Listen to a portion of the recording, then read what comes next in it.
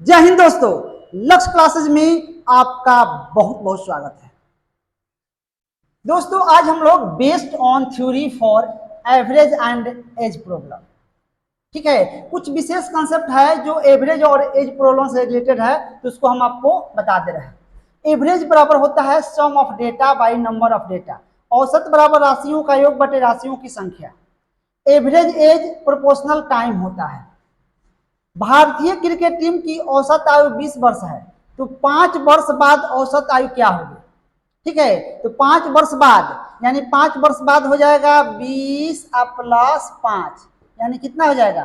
25 वर्ष हो जाएगा। 25 वर्ष क्या हो जाएगा? आंसर हो जाएगा। अगले कंसेप्ट पर विचार करेंगे। ऐसी श्रेणी जिसमें दो लगातार पदों का अंतर समान हो तो उसका एवरेज मिडिल टर्म होगा। अगला कंसेप्ट है, यदि श्रेणी लंबा हो जिसमें मिडिल टर्म पहचानने में समय लग जाए तो एवरेज बराबर होता है फर्स्ट प्लस लास्ट बटे 2। अगला कंसेप्ट है कि क्रमागत प्राकृत संख्या, क्रमागत सम संख्या एवं क्रमागत विषम संख्या कहने से ऐसी श्रेणी का बोध होता है जिसमें दो लगातार पदों का अंतर समान हो। नोट पर विचार कर लेंगे। ऐसी श्रेणी जिसमें दो लगातार पदों का अंतर समान हो, प्रथम एवं अंतिम संख्या का औसत पूरे श्रेणी का औसत को दर्शाता है। आइए कुछ एग्जाम्पल लेकर समझते हैं। A B C D E F G 7 क्रमागत विषम संख्या है, तो औसत क्या होगा? देखिए, तो ऐसा रहे 7 वो दिया है A B C D E F G दिया है, 3 वो इधर से गायब हो गया, 3 इधर से, ये मेरा एवरेज कितना हो जाएगा? आंसर हो जाएगा डी।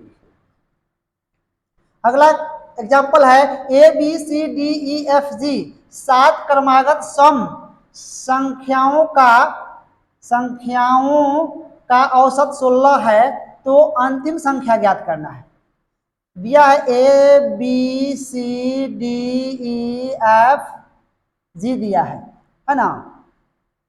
औसत कितना दिया है? 16 दिया है, यानी डी का मान कितना दे दिया है?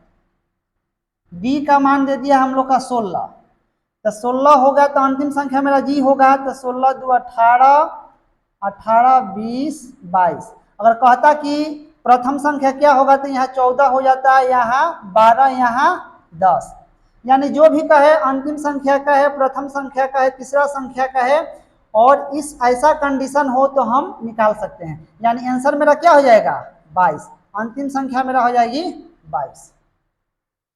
अगला एग्जाम्पल है A B C D E F 6 क्रमागत सम संख्या का औसत 21 है, तो सबसे छोटी संख्या क्या है ना? दिया है A B C D E F दिया है ना, तो औसत दिया है 21, तो यानी दो को जोड़ लेंगे, सी प्लस डी बटे 2 बराबर कितना दिया है?